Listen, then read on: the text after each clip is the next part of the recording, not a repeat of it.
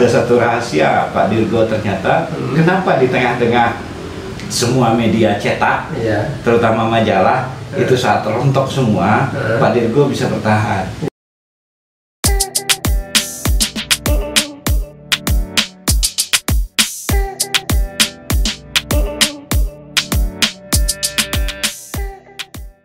Sahabat bisnis manajemen, apa kabar? Semoga semua dalam keadaan sehat, selamat, dan sukses selalu. Hari ini kita kedatangan Pak Sudirgo.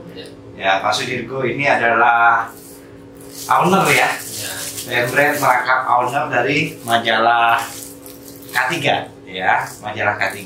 Ini sudah berapa tahun majalah K3, Pak? Majalah K3 sudah lama, dari tahun 85. Wah, sudah berapa tahun berarti? 85 berarti jadi 35 tahun ya. Berarti udah seumuran saya, Pak Dirgo. Oke, Pak Dirgo, sebelum kita nanya yang lebih lanjut tentang bisnis penerbitan, saya mau nanya Pak Dirgo dulu. Gimana sih ceritanya Pak Dirgo, historikalnya Pak Dirgo, ya, sehingga Pak Dirgo sampai punya penerbitan K3 itu dulu sejarahnya gimana, dari sekolahnya hobi nulis atau apa gitu kan, kok tiba-tiba cantol ke majalah, kemudian dari majalah kenapa kok milih topiknya kok majalah K3 gitu kan, nah itu dulu, silakan Pak Dirgo berbagi buat kita semua. Baik, terima kasih Pak Mawono. Jadi memang dari awalnya saya menerjuni di bidang publikasi ini ya sudah cukup lama ya. Kalau dibilang waktu ya dari tahun 85 ya, dari tahun 85 sampai sekarang ya.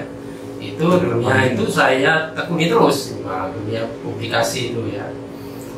Dunia publikasi ini kalau kita bicara dari penerbitan, nah itu mulai dari kita mengumpulkan data, mengumpulkan data itu dari aspek redaksiannya ya, aspek redaksiannya itu mengumpulkan data, kemudian melakukan aktivitas interview atau wawancara, kemudian penulisan sampai ke editing, semua ini kan proses.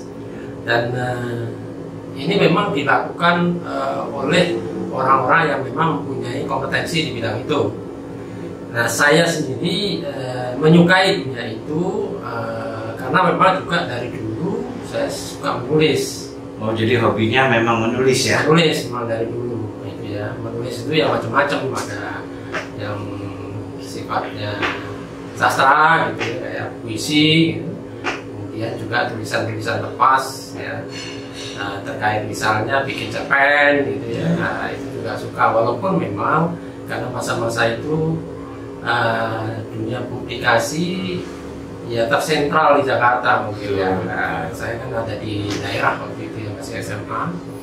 Kemudian juga kalau dalam konteks penerbitan itu tadi, itu juga ada yang namanya visual. Visual itu juga ada gambarnya, ada ilustrasinya, sehingga penerbitan itu dihitung oleh dua aspek ya, jadi sebagai ilustrasi maupun juga ini kontennya dari si redaksi tadi. Nah, itu saya memang menyukai hal-hal seperti itu, dan itu semua adalah di bidang seni, dan saya memang menyukai seni lukis lah, seni penulisan, kan? Ya, hobi seni ya, seni nyanyi gitu kan. Nah, sampai satu ketika saya harus di Jakarta karena memang sentral media itu kan ada di Jakarta. Masuk Jakarta tahun berapa tuh mulai? Tahun 82 lah. Tahun 82 di Jakarta. Nah, saat itu dunia penerbitan di Jakarta khususnya untuk printing ini memang juga lagi booming juga gitu. Betul. Karena ada penerbitan macam penerbitan yang sifatnya lebih ke hal-hal yang kalau di penerbitan itu kan ada kategori-kategori pemberitaan nih. ya, atau media waktu itu. Ada media yang pop atau pop news, gitu ya. Kemudian ada sport news, kemudian hard news. Ya. Nah, majalah pop waktu itu naik waktu itu reputasinya karena munculnya artis-artis ya, dunia waktu itu dunia film, dunia nyanyi ya, album musik begitu kencang, sehingga ada figur-figur yang perlu diekspos di media. Nah, media waktu itu laku sekali, media pop itu. Saya kira kalau kita sama-sama jadi muda pada saat itu sangat memahami lah itu ya waktu itu, sehingga dunia pers waktu itu sangat kondusif lah ya. Nah, makanya pekerja-pekerja pers juga dapat peluang sebenarnya waktu itu ya. Nah, kemudian kan berangsur-angsur sampai yang awalnya menjadi tadi praktisi, saya sebagai kadang sebagai desain juga, kemudian juga di bidang tadi di bidang penulisan, ya penulisan, desain, sehingga saya mengetahui secara keseluruhan bukan hanya sudut keredaksiannya, tapi juga sudut produksi. Kan banyak orang yang pahamnya nulis, desain gitu. Itu komprehensif semua itu ya. Ya, saya ikuti terus ya. Bahkan sampai satu ketika saya masuk di dunia advertising, periklanan. Nah, periklanan beda lagi dengan dunia publishing. Nah, lebih banyak ke promo, promosi. Nah, akhirnya itulah yang mengombinasikan dunia praktis saya untuk kemudian saya manage jadi sebuah penerbitan publishing, karena semua unsur itu ada gitu, ya. Sampai satu ketika saya setelah mengikuti perjalanan sebagai praktisi kerja di mana-mana lah, di pers waktu itu dan advertising tadi, saya menemukan setelah itu saya berwira swasta, dunia publishing juga, penerbitan, dunia internal. Nah, itu kan waktu itu kan dunia publishing yang sifatnya printing itu kan juga masih sangat dibutuhkan. Tahun-tahun 96 ya, 96 lah, tahun-tahun 96. Nah, itu saya mulai berwira swasta untuk menjadi penerbit, terutama majalah. Jadi 96 itu udah penerbit tuh ya? Ya, sudah. Jadi saya di kelas jurnalistik tingkat lanjut di Malang itu 94. Oh, gitu ya. Ya, berarti kan 2 tahun kemudian udah bisa praktekin kan itu.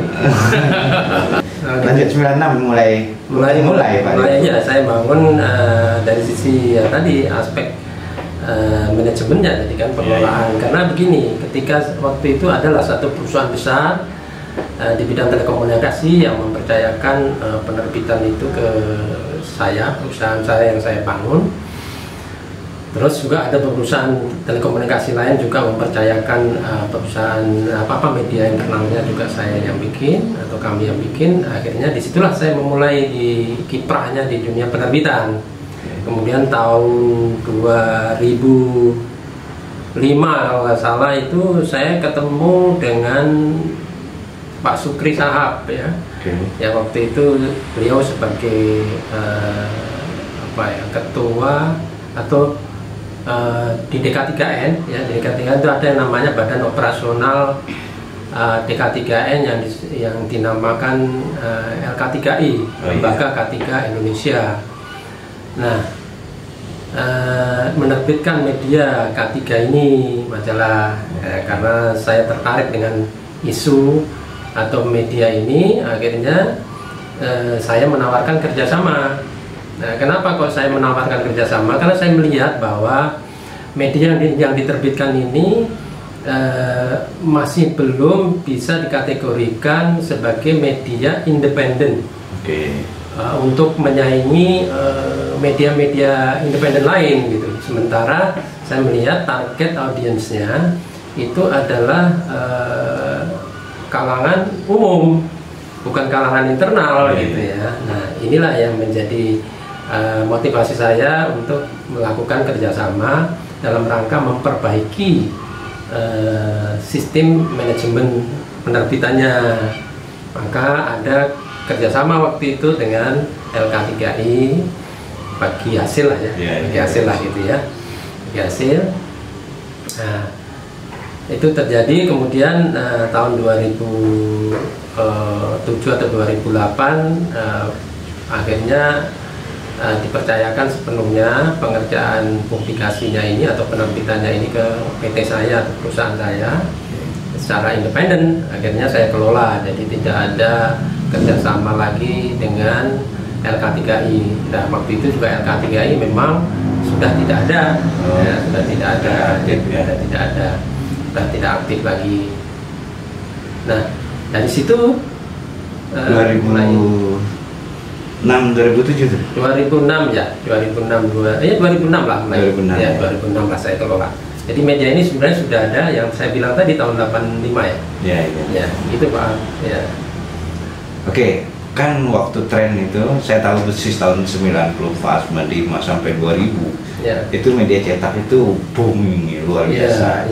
Ya, sehingga siapa yang mau menguasai ya salah satu kita punya media cetak kan gitu kan. Punya penerbitan lah, apapun bentuk penerbitan. Tapi setelah 2000 2010 masih oke ya. Kemudian tahun-tahun sekarang ya kan 2015 ke atas ya kan, mulai dunia internet, mulai YouTube membuka diri, YouTube bergabung sama Google dan segala macam. Gimana menurut Pak Dirgo tantangan bisnis penerbit secara media cetak ini Pak?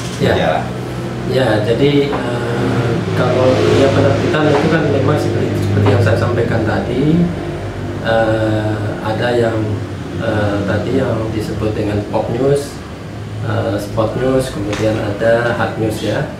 Kita melihat bahwa segmentasinya juga berbeda-beda.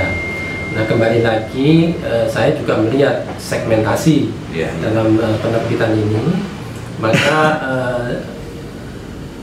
khususnya di bidang K3 atau keselamatan ini adalah media yang terkategori ya, kalau dalam penerbitan itu media spesifik. Media spesifik ya. Jadi isunya hanya spesifik terkait dengan kalau konteksnya majalah K3 ini kaitannya dengan isu keselamatan secara keseluruhan yang termasuk K3 ya, keselamatan kesehatan kerja. Nah, memang ini ditanyakan tadi Pak Al, ini menarik juga untuk kita kaji ya. Banyak penerbitan yang sekarang sudah gulung tinggal ya. Sudah nggak terbit lagi karena memang digerus dengan perubahan zaman barangkali ya, dengan teknologi yang ada, teknologi informasi yang mempengaruhi itu, akhirnya media-media tertentu sudah tidak terbit. Nah, yang sekarang ini saya geluti kan media spesifik, dan kebanyakan yang tidak terbit itu malah media-media umum, ya media-media umum, tidak secara spesifik profesi. Nah, keuntungannya ini memang spesifik itu yang saya alami ya. Jadi media printing ini akhirnya masih bisa bertahan sampai sekarang dari tahun yang saya sebut tahun 85 yang kemudian saya kelola tahun 2006 tadi. Ini ya banyak dari kalangan praktisi K3 inilah yang sebenarnya menjadi pembaca, ya kan? Nah, kebanyakan dari para profesional di bidang HSE atau K3 ini kan ada di perusahaan-perusahaan mereka, dan mereka itu menyatu dalam sebuah sistem manajemen perusahaan. Nah, spesifik lagi kan masuk di sistem manajemen K3 yang menjadi pilar dalam operasional K3 atau operasional keselamatan dan kesehatan yang menyatu dengan sistem manajemen perusahaan. Nah, disinilah sebenarnya yang membuat ya media ini sampai sekarang bertahan, karena spesifik karena yang berlangganan ini tidak personal, tapi yang berlangganan ini korporasi, gitu, perusahaan. Nah, perusahaan ini kan nggak mungkin kalau dia berlangganan cuma satu biji, kan nggak mungkin. Nah, mereka itu berlangganan ya banyak, makanya dalam subscriber itu ya form itu ada minimal order gitu loh, majalah ini. Jadi ada dari 5 sampai bahkan ada yang berlangganan sampai 200 ya, salah satu institusi. Luar biasa. Ya, bahkan kalau sifatnya insidentil gitu ya, pembelian gitu, ada yang sampai 1.000 gitu beli gitu ya. Ini untuk apa? Sebenarnya media ini sebenarnya untuk informasi sekaligus trigger bagi pelaksanaan K3. Karena ketika orang berlangganan majalah K3, maka dia dapat 2 fungsi dalam menerapkan K3. Satu di bidang pengetahuan tadi tentang K3. Kedua adalah bahwa perusahaan tersebut ya, ketika berlangganan K3 ini bisa dikatakan punya komitmen yang baik gitu. Majalahnya aja dibeli gitu kan, apalagi dalam implementasi. Tapi gitu. juga kalau media khusus ini bisa menjadi sarana, membantu sarana komunikasi perusahaan, misalnya top manajemen yang bicara, ya. Kemudian didistribusikan ke semua karyawannya, itu kan bisa jadi media komunikasi buat mereka juga kan? Oh ya, transformasi informasi apa dari mereka. betul Pak Al, tepat sekali. Jadi sejauh ini memang begitu. Seperti ya kalau saya sebut misalnya PLN gitu ya, itu juga begitu. Jadi bisa saja dari manajemen ya, manajemen mekomunikasikan tentang K3 ya, keselamatan kesehatan kerja melalui media ini, dan media ini didistribusikan ke kantor wilayah, seluruh kantor wilayah, sehingga kantor wilayah membaca media ini, sehingga ini juga menjadi alat penyampai informasi pesan ke lembaga atau divisi-divisi lain di bawahnya. Jadi selain tadi untuk informasi, juga tadi si perusahaan yang berlangganan tadi bisa melihat komitmen dari pimpinan ya, atau pandangan-pandangan pimpinan terhadap K3 itu seperti apa gitu. Jadi di tengah-tengah gempuran perkembangan teknologi, perkembangan semua pakai istilah I ya. Jadi majalah elektronik, semua elektronik. Ternyata majalah yang dikelola Pak Dirgo ini masih tetap bisa eksis karena sifatnya khusus ya. Iya, sifatnya khusus. Kan semua sudah bertransformasi. Jadi koran-koran itu kan lebih banyak sudah ke digital juga sekarang ya. Iya. Saya lihat dulu waktu saya masuk ke Jakarta tahun 98, kita ngurus ada beberapa penerbitan tabloid. Ya, dulu katakanlah Bunda, Ibu Anak, terus Epa, ya kan, masih ingat semua nggak? Dan saya pernah di sana, dan semuanya tutup sekarang. Begitu gempur itu selesai. Jadi perusahaan terus turun tutup, tutup gitu. Jadi nggak mampu lagi karena menjual itu kan tabloid sifatnya ada yang mingguan, ada yang harian. Juga selesai semua. Maka ada satu rahasia Pak Dirgo ternyata, kenapa di tengah-tengah semua media cetak, terutama majalah, itu saat rontok semua, Pak Dirgo bisa bertahan. Ya kan? Saya lihat majalah-majalah misalnya kayak SWA, kayak majalah-majalah apa lagi, Tempo, memang masih bertahan. Tapi oplahnya kalau saya lihat turun mungkin udah tinggal berapa persennya gitu ya. Nah, tapi Pak Dirgo masih bisa bertahan, kan? Konsepnya tadi karena kekhususannya itu. Kemudian juga kembali lagi karena ini kan kenapa bisa bertahan ya. Ini tidak lepas jadi dari pengurusnya sendiri gitu. Karena nggak bisa kita objektif pasar menyerap ini lebih banyak kalau kita tidak melakukan strategi personal. Jadi keberadaan saya di majalah K3 ini juga harus mampu merepresentasikan dari konten. Nah, dari konten. Akhirnya ya saya harus turun ke bawah ya, bergaul, berinteraksi dengan para profesional di bidang HSE atau juga para pimpinan perusahaan ya. Mau nggak mau saya harus turun ke sana. Bahkan saya sering kan untuk melakukan wawancara sendiri.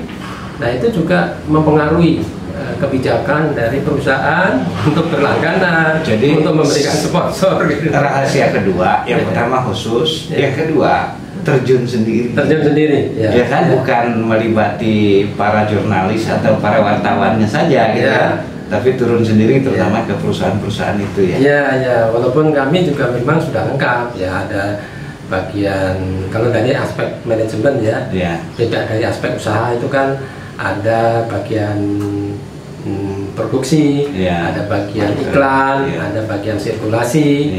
Nah mereka ini kan kalau anggaplah misalnya dari sisi tadi usaha dari si cash in misalnya kita bicara, maka ada dua komponen penting, itu bidang sirkulasi dan bidang iklan tadi.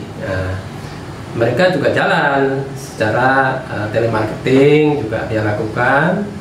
Ya ada juga yang langsung ke perusahaan juga ada, tetapi figur saya sebagai anggaplah pemilik quote-unquote ya, atau penerbit lah ya, tidak terpisahkan ya, bisa terpisahkan. Kalau boleh dibilang juga harus mau mempiarkan diri ke stakeholder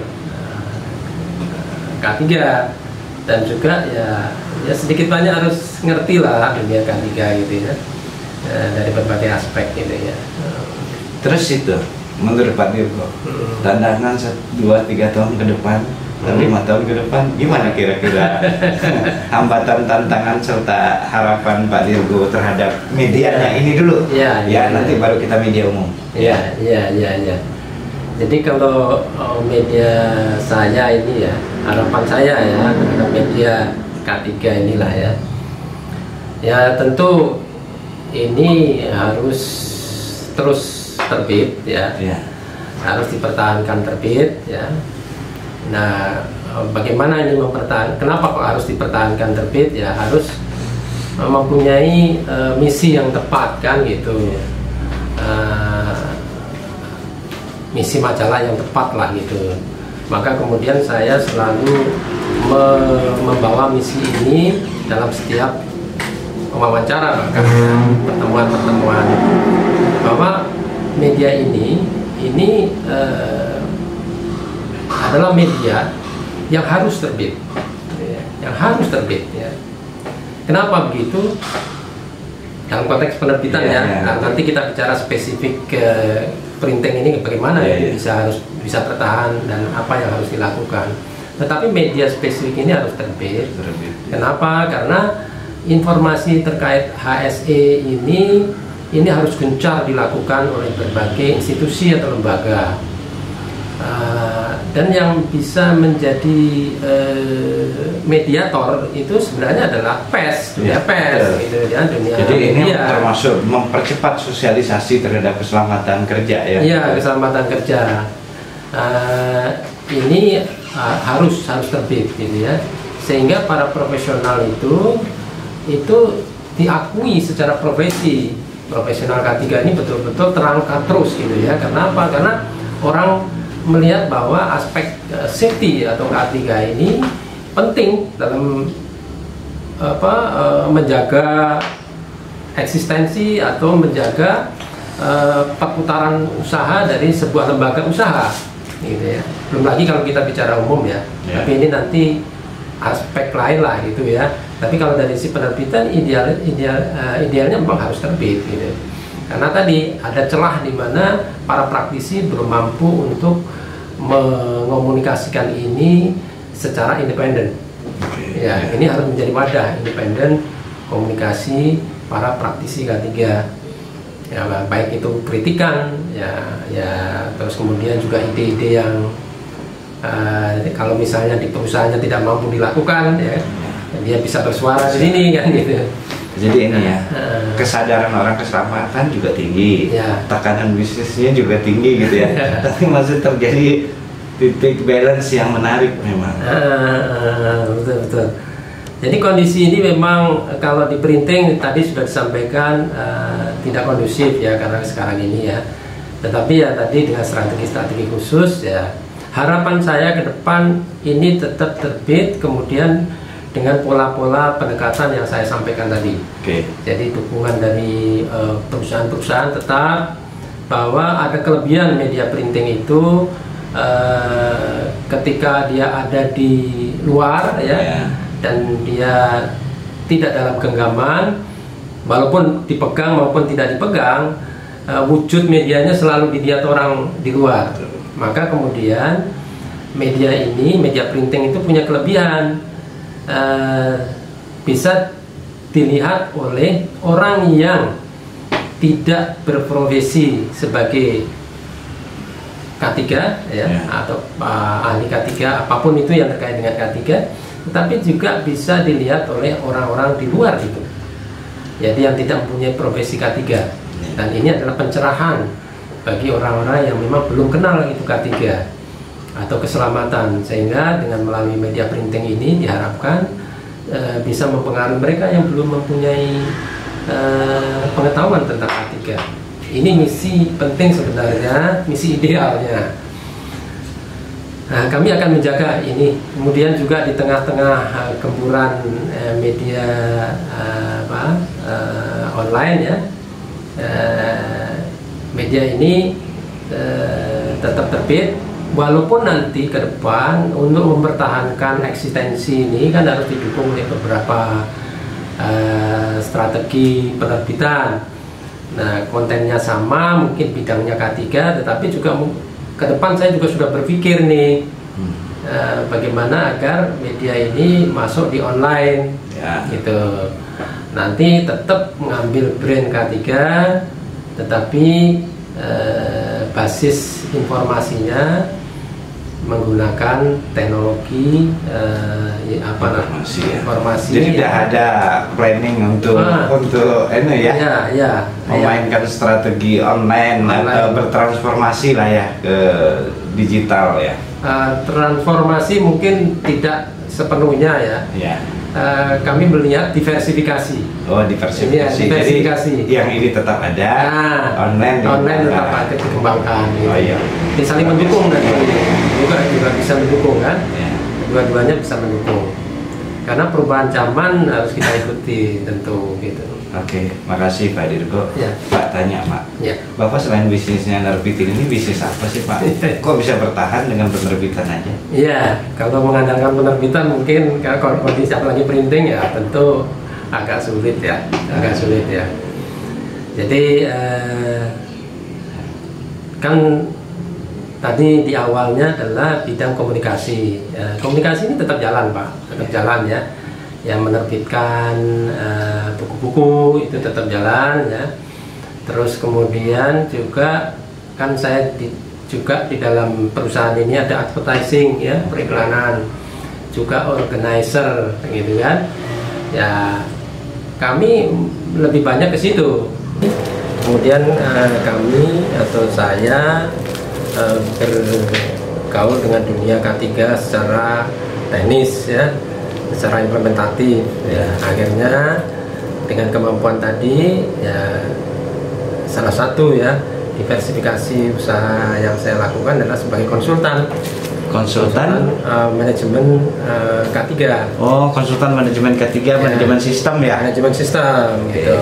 Berarti ISO dan lain-lain itu ya? ISO dan SMK3 itu kami lakukan, bahkan pernah juga kami berkolaborasi dengan rekan-rekan untuk konsultan sebagai konsultan ISRS. Oh, ISRS.